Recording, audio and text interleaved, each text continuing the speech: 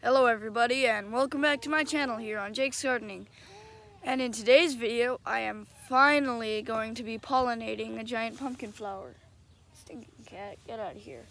I don't want you touching my pumpkins. Okay, so the female flower looks pretty nice. She's just starting to open. Probably I'm going to pause the recording of this video and then let her finish opening before I pollinate. But anyway, it's an exciting day. I'm just very happy that I'm actually going to get a pollination. Right now, the fruit will be at its current location about 17 or 18 feet out from the stump. The plant itself is about 20 to 22 feet long right now. Anyway, that's enough of my jibber jabber.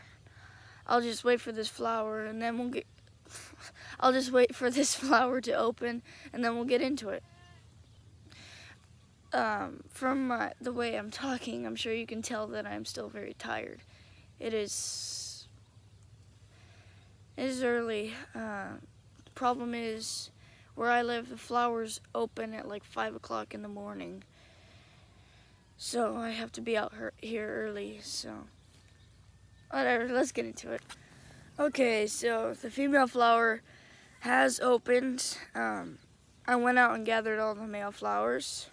Let me flip you around and start showing you. So, as you can see, the female flower has opened. It's a 5-lober, not a perfect 5-lober. These 2 lobes are a little deformed, but it's much better than the flower last year. I had an issue where only half of the petals opened one day and then the other half opened the next day, and it was a 5-lober, but 2 of the lobes were like underdeveloped. I'm actually feeling kind of lucky that it even took last year. So I got the male flowers. See, they're all opening. I untied them because I had them tied around the base with the bags just to keep the bees out. I want to keep the line of pollen pure. So what I'm going to do is I'm going to take the bag off these male flowers. And I'll have to set you down just for a sec. One of the things I forgot to mention, sorry. One of the things I forgot to mention while I was pollinating is that I took the male flowers from the other plant. The other plant is a 1676.5 new, and the plant that the female flower is on is a 1676 new. So I just want to keep the gene pools healthy as possible with these plants, so I make sure to get the flowers from the other plant. Still very tired. Okay, so what I'll do, get these guys just open a little more, just like this, and then I'll come and I'll just peel the petals off, just like this. And then once you're left with this, you might want to peel it back a little more, depending on your opinion or whatever you think. And then you're ready to pollinate with it. Sorry, I forgot to flip you around for a sec. So now you've got this. You're just gonna rub it around in there, nice and good. The goal here is just to get the pollen all in covering the flower. Enjoy.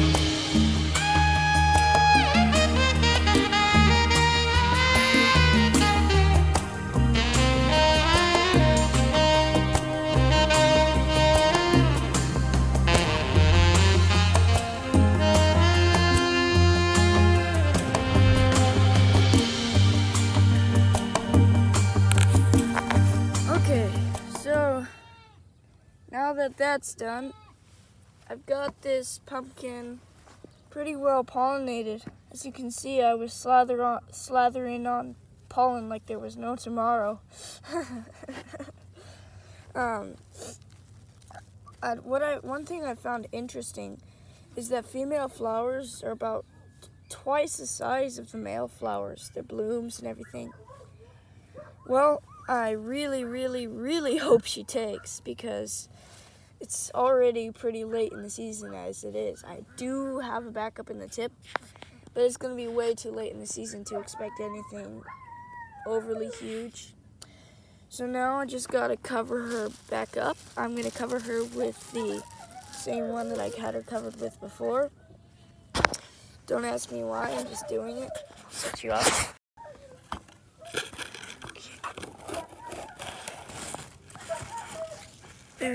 There she is. As you can see here, it's a nice long shaped fruit. Sorry, I'm trying to find where it is with my fingers. Yeah, you can see it's a nice long shaped pumpkin underneath the bloom. So what I do is I just afterwards, oh, I forgot one key feature. These stamen sort of things, I think that's what they're called, stamens, they will continue to release pollen for a while. So what I like to do personally is break them off, and then I'll just drop them in with the female flower. Not everybody does this. I don't even think it's necessary, but I don't think it's necessary, but I do it anyway because I am obsessed about trying to get this female flower to take, and I will do anything, even if it includes taking away these male flowers' dignity.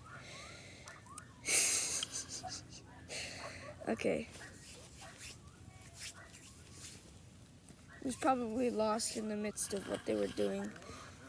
Now I'll just cover her back up because I don't want any bees to get in there, and put some pollen from my other pumpkin, from the jack-o'-lantern pumpkin plants, and just cause impurities and mischief like that.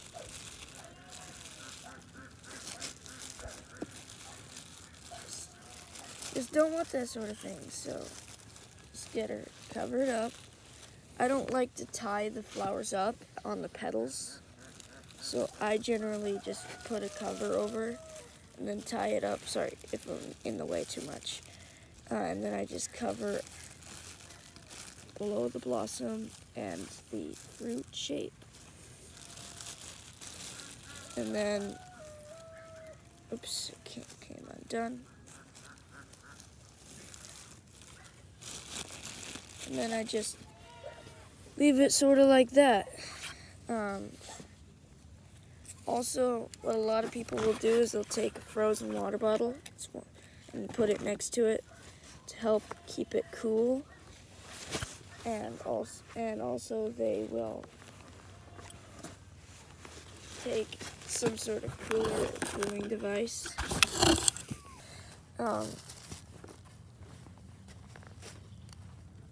So yeah. And then I take this. It's kind of hard to do on camera, but I'll just cover it up like that. And what this will do is it'll give the flower a little bit of insulation. As you can see, she's in there, covered up next to the water bottle. Don't want it too close, but it's a decent distance away. And I'll just put the bag over the top like that. And then I'll take these stakes, and then I'll just put them in over the straps. Okay, so now we have a well and truly fully pollinated female flower.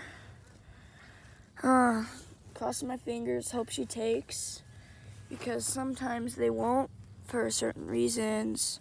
Maybe it's too hot, or maybe even the reason could be that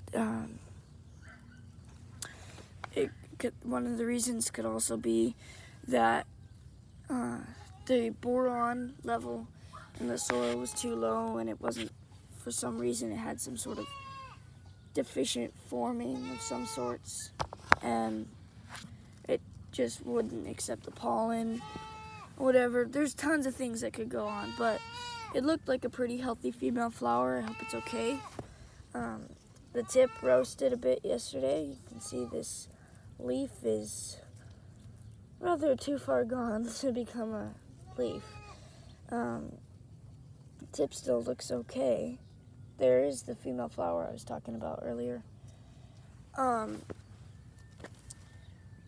It is a little bit small in the tip. I do have some better ones on the secondary vines. So if push comes to shove, I'm going to take one of the female flowers on the secondary vines. As you can see, the secondaries are doing much better because I got some coming out on this side, and then finally got some coming out on this side. That one's got some pretty good tertiaries that I'm going to get to come and fill in the area back there. Sorry for the messiness. It's just I want to fill in this plant. Anyway, that's enough of my jibber jabber, blubber blabber, whatever you want to call it. I guess I'll catch you later.